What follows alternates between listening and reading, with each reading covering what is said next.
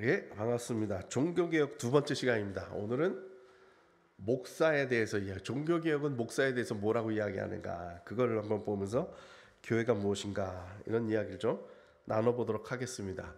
이걸 보기 위해서 어떻게 좀 쉽게 재밌게 이야기를 할까, 그래서 옷에 대한 이야기를 오늘 할 겁니다. 목사의 옷에 대해서. 예. 자, 이거는 뭐냐 하면 천주교회의 이걸 뭐라고 표현해야 될까? 계급 지도입니다.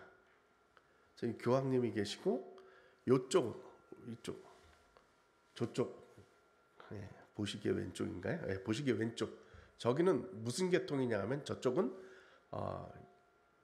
교회 중심입니다. 실제적으로 성도들을 만나서 목회하는 라인입니다. 공식 라인이라 이렇게 볼 수가 있죠. 저쪽 여러분이 보시기에 오른쪽, 저쪽은 뭐냐 하면 수도원 계통입니다.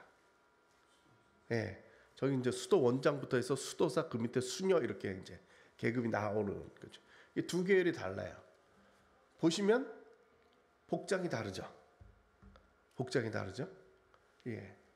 완전히 다릅니다. 이 카톨릭 복장에 대해서 카톨릭 방송에서 잘 보여주는 게 있더라고요. 제가 방송을 못 짜나 영상을 하나 보여드리도록 하겠습니다. 평화방송 뉴스인 것 같습니다. 네, 지난 6월 한국교회에는 2명의 새 주교가 임명됐습니다.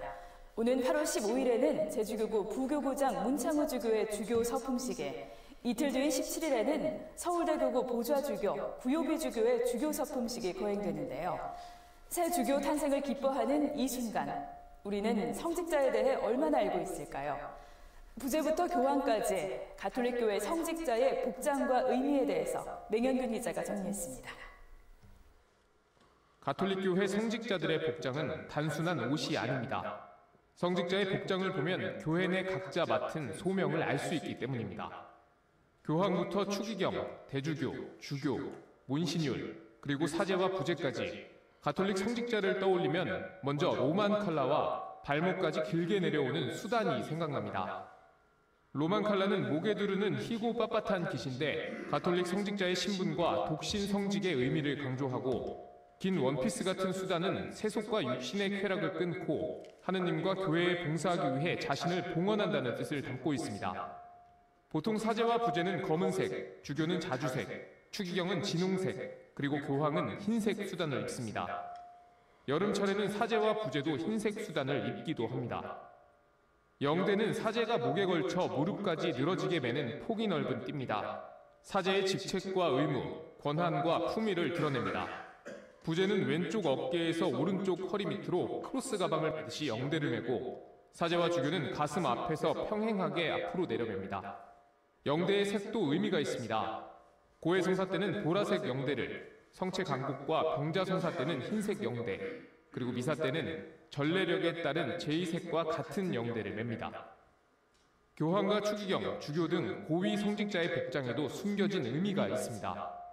교황의 지팡이는 윗부분이 십자가 모양인데, 이는 십자가에 못 박혀 돌아가신 예수 그리스도의 지상 대리인이라는 뜻을 담고 있습니다. 교황이 끼는 어부의 반지는 예수님의 제자였던 성 베드로가 어부였다는 사실에 기인한 것으로, 반지는 공문서를 봉인할 때 쓰기도 합니다. 추기경은 진홍색 수단을 입는데, 이는 교회를 위해 기꺼이 피를 흘리고 목숨을 내놓겠다는 뜻입니다. 주교는 테두리가 자주색인 검은색 수단을 입고 자주색 띠를 두르고 십자가 목걸이와 주케토를 착용합니다. 주교의 목자 지팡이는 전례 때 사용하는 지팡이로 목자 임무의 표지이자 해당 지역에 대한 관할권을 드러냅니다. 그러므로 주교가 자신이 맡은 지역 안에서 예식을 거행할 때는 구부러진 쪽을 교우들을 향해서 들지만, 다른 지역 교회에서는 교우가 아닌 자신을 향해서 드는 겁니다. 또 예식 때 착용하는 높고 뾰족한 모자인 주교관은 주교의 특별한 품위를 상징하며 기도할 때는 반드시 벗어야 합니다. 흔히 성직자는 신자들의 기도로 먹고 사는 존재라고 말하기도 합니다. 프란치스코 교황도 전 세계 신자들에게 기도를 요청합니다. 새로 주교품을 받게 될 문창우 구요비 주교가 교회를 잘 이끌고 예수님의 구원 사업을 수행할 수 있도록 기도하는 한 주를 보내야 하겠습니다. CPBC 맹현균입니다. 옷이 다르죠, 그죠? 상당히 복잡합니다. 상당히 중요합니다. 예. 요거는 베네딕트 11세라고 요 바로 앞에 교황입니다. 지금 현재 교황님은 보니까 상당히 소박해서 이렇게 복잡한 옷을 안 입고 이렇게 조금 흰색 옷 하나만 잘 입던데 보통 교황의 기본적인 복장입니다. 예. 어때요? 굉장히 화려하죠, 그죠? 전체가 다 금색입니다. 예. 들고 있는 것도 십자가도 금. 예. 들고 있는 것도 옷도 다 황금실로. 예. 아주 화려하지 않습니다.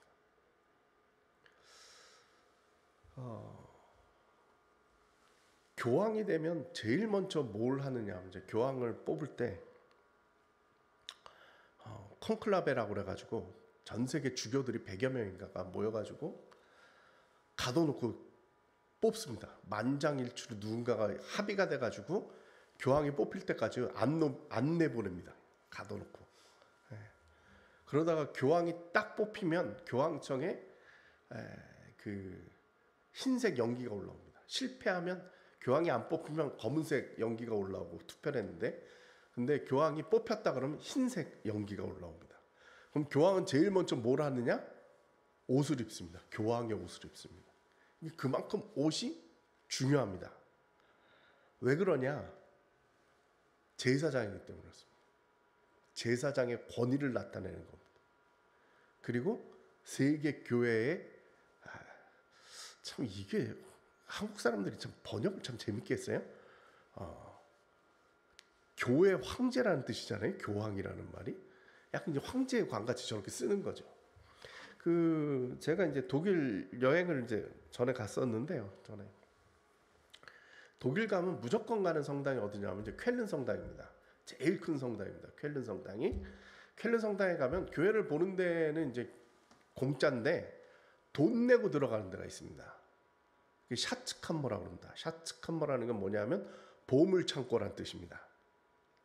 거기 들어가면 박물관이 하나 있어요. 이건 돈 내고 들어가서 보는데 주로 뭐가 있느냐? 각종 거기에 이제 주교 자리인데 주교가 썼던 물건들 역대 가지고 있었던 보물들인데 이런 성창기 같은 것도 막 보석이 다 이렇게 박혀 있어요.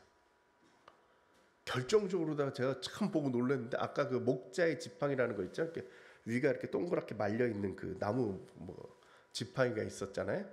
그 지팡이가 있는데 그 동그란데 이따만한 보석이 박혀 있어요. 그 설명에 뭐라 그러냐? 여기 빛이 통감은 영롱한 빛이 나와요. 그러니까 어마어마한 부자. 저 옷은 무게가 얼마나 될 것 같습니까?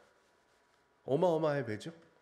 그 주교 옷이 이렇게 걸려 있었는데 그때 우리 애들이 어렸을 때인데 그 옷을 딱 보더니 저건 양탄자야? 이렇게 물어보더라고요. 그 정도로 커요. 왜 그러느냐? 자기를 갖다가 제사장으로 이해를 하기 때문에 그렇습니다.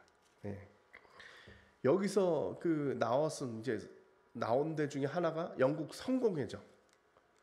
성공회는 약간 카톨릭 종교 개혁으로 개신교로 치는데 약간 카톨릭하고 비슷한 그런 형태를 보이고 있죠. 그래서 보면 카톨릭보다는 소박하지만 상당히 화려하게 입고 있죠. 화려하게 입고 있죠. 자, 종교개혁의 결정타를 날린 루터교 목사는 이렇게 입고 있습니다. 이 까만색 가운을 입고 여기 하얀색 L이 2개만 이렇게 되어 있는 저게 이제 독일 목사들이 예배 집전할 때 많이 입는 옷입니다. 저게 뭐냐? 학사의 가운입니다. 그러니까 학위 가운이. 왜? 선생이에요. 목사는 선생이에요. 목사는 하나님 말씀을 가르쳐주는 선생이라고 이해를 했어요. 그래서 학자의 가운을 입어요. 교수처럼 학자의 가운을 입어요. 제사장이 아니라 이 말이죠. 결정적인 옷 문제가 또 터진 데는 어디냐 하면 청교도예요. 리처드 백스터라고 아주 대표적인 청교도의 대표 목사님이신데 청교도는 카톨릭하고 싸운 게 아니고 실은 성공회랑 싸웠어요. 둘이 부닥친 지점은 어디냐? 옷을 어떻게 입느냐예요. 성공회는 자신들이 카톨릭처럼 제사장으로 이해를 했기 때문에 가운을 벗을 수가 없어요. 제사장의 가운을 입어야 돼요. 그 화려한 가운을 입어야 돼요. 근데 청교도는 그게 아니라 말씀을 가르친다 생각했기 때문에 아주 단순한 복장을 입었어요. 그래서 그것 때문에 싸운 거예요. 그러니까 옷 때문에 싸웠다고 그러는데 옷 때문에 싸운 게 아니라 목사가 누구냐에 대한 문제를 가지고 싸운 거예요. 목사가 제사장이냐 말씀을 가르치는 사람이냐 가지고 둘이 붙어가지고 서로 사료까지 일으키면서 종교개혁을 완성시킨 거죠. 요즘 어떻습니까? 보통 이렇게 입고 있죠. 여름엔 흰색, 겨울엔 까만색. 그리고 4가지 색. 그렇죠? 빨간색, 흰색, 녹색, 보라색. 그래서 교회력에 따라 이거는 바꿉니다. 이거 스토리라고 그러죠. 바꿉니다. 그래서 대림절 사순절에는 자색. 그렇죠? 그 보라색인 것 같아요. 창조절 주연절에는 녹색. 크리스마스 부활절에는 백색. 그리고 고난주간 성령 강림절에는 홍색. 그래서 저런 식으로 이제 돼 있어요. 그래서 목사들은 저걸 복잡하잖아요. 그러니까 목사들 달력에는 주일에 이렇게 색깔을 다 칠해놨어요. 보라색 해야 될 땐 보라색 다 칠해져 있죠. 근데 우리 교회 목사님은 어때요? 가운을 안 입어요. 개신교 목사들은 요즘은 가운을 안 입어요. 이렇게 거리를 두지 않으려고 할 때, 교인들하고 좀 더 가깝게 다가간다라고 생각하시는 목사님들은 가운을 안 입어요. 그런데 더욱더 가깝게 가고 있는 미국에서는 셔츠만 입고 해요. 셔츠만. 릭 워렌 목사님이에요. 그 40일 무슨 세상 무슨 40일이죠? 하신 그 목사님. 이분은 하와이안 셔츠 입는 게 자기 트레이드 마크예요. 항상 저 반팔 티 셔츠만 입고 맨날 설교를 하세요. 제가 한 10여 년 전에 미국의 그 미션을 앞서가는 교회들을 탐방한다고 제가 가봤는데 어느 목사님 하나는 우리 주로 생각할 수 있는 약간 깡패 같은 복장 있잖아요. 가죽 잠바에 반팔 티셔츠를 입고 했는데 그 교회는 이제 주로 오토바이 타는 사람들이 오는 교회. 그렇게 모은 거예요. 근데 그 목사님은 이제 귀걸이도 있고 온몸에 문신이 막 있어가지고 길거리에서 보면 되게 무서워 보이는 그런 분들만 모이는 거죠. 그래서 그 정도로 상당히 요즘은 많이 격식이 바뀌어졌다. 근데 이제 여기서 우리가 못 본 데가 하나 있는데 그게 어디냐? 정교회예요. 정교회. 이것도 한번 보셔야 됩니다. 정교회. 정교회 미사를 요약한 장면입니다. 우리랑 뭐가 다른가 짚어보세요.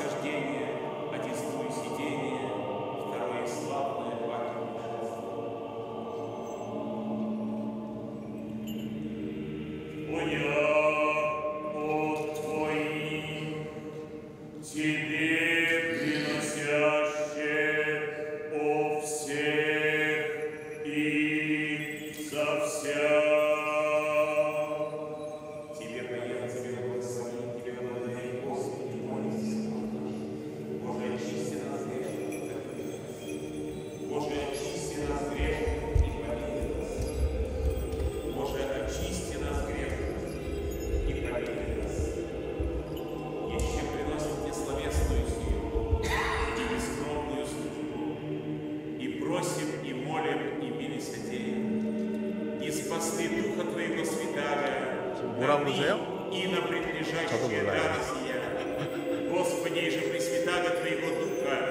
третий час апостолам Твоим из славы, того благие не отними от нас, но обнови нас, молящийся. Сердце чисто, созерцание Божие, правду и помилуй. Господи, же пресвятали Твоего Духа, в третий час апостолам Твоим из славы, того благие не отними от нас, но обнови нас, молящийся. Не отвержи меня от лица Твоего, и Духа Твоего святаго не отними от меня. Господи, же пресвятали Твоего Духа, в третий час апостолам Твоим из славы, того благие не отними от нас, но обнови нас, молящийся.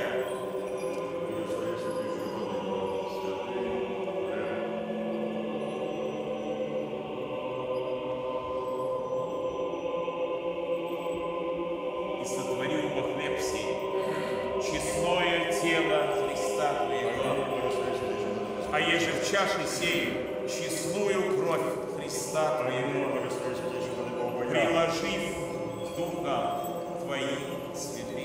Аминь. Аминь. Аминь. 예, 대충 이렇게 된다. 끊겠습니다. 우리랑 뭐가 다를까요? 자, 퀴즈를 내볼까요? 예. 네. 구경해요. 사제들끼리만 하는 거예요. 제사를 드리는 거기 때문에 회중은 아무 필요가 없어요. 보시면 난간에 다들 구경하고 있잖아요. 의자가 없어요. 여기 우리 같이 이렇게 앉아 있질 않아요. 그리고 결정적으로 저 사제들이 회중을 쳐다를 안 봐요. 네, 그냥 제사를 드리는 거예요. 제사를 드리는 거예요. 회중을 쳐다보질 않아요. 그리고 결정적으로 다 악기가 없어요. 다 노래예요. 악기 안 씁니다. 카톨릭은 오르간이라도 있는데 카톨릭 그 루터교회 기준이들 루터교회는 교회당에 피아노가 없습니다. 파이프 오르간만 있습니다. 다른 악기를 못 쓰게 되어 있습니다.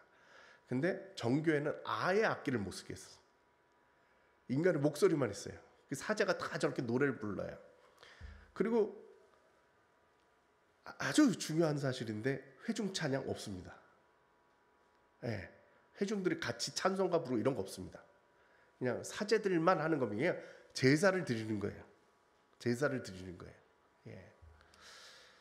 그리고 이제 저기선 잘 안 보였을 텐데 두 가지가 이제 결정적인데 우리랑 구별할 때 하나는 설교단이 없습니다. 설교가 중요하지 않습니다. 루터교회는 설교단이 요즘 짓는 것들은 안 그런데 옛날 교회들은 설교단이 한 2층 계단으로 올라가게 돼 있습니다. 그래서 이 위에서 이 회중들을 아래로 내려 쳐다보면서 회개하라 뭐 이런 거 하는 거예요. 막 올려다 이렇게 봐야 되게끔 되어 있는데 이 정교회는 없습니다. 카톨릭은 상당히 축소되어져 있고, 예. 또 하나 정교회는 세례벽이라는 게 있습니다. 가려놨습니다. 지성소입니다. 안으로 못 들어오게 만들어놨습니다. 그러니까 아까 지금 저 사제들이 막 뭐 이렇게 했던 데가 그 성화벽이라고 그러는데 성화벽 아닙니다. 예, 문이 있죠. 예, 문이 있습니다. 그리고 정교회는 나라마다 다르다 할까? 민족마다 달라요. 그리스 정교회가 있고 러시아 정교회가 있고 다 달라요. 다 달라요. 아르메니아 정교회가 있고 그 조지아 정교회가 있고 하는데 이번 여름에 제가 조지아를 갔다 왔습니다. 요건 제가 찍은 겁니다. 예. 저기 뒷모습이 아름다운 게 저희 집사람입니다. 예. 자, 정교회 예배당을 제가 이 학생들 보여주려고 제가 일부러 찍어왔는데 한번 보세요. 의자가 없죠? 지금 보이는 게 성화벽입니다. 완전 가려놨습니다. 저 안에서는 보이지가 않습니다. 저기 문이 하나 있죠? 저로 사제들이 왔다 갔다 하는 겁니다. 그리고 보시면 화려하지가 않습니다. 조지아 정교회는요, 이렇게 꾸며놓은 게 없어요. 근데 제가 요번에 저기 가가지고 상당히 제가 감동을 받은 게 뭐냐?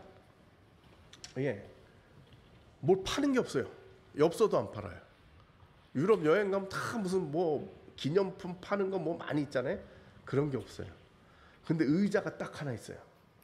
예, 이 의자는 주교님 앉는, 뭐 주임 신부님이 앉는 뭐 이런 의자인 것 같아요. 한 명만 앉을 수 있는 의자가 딱 있어요.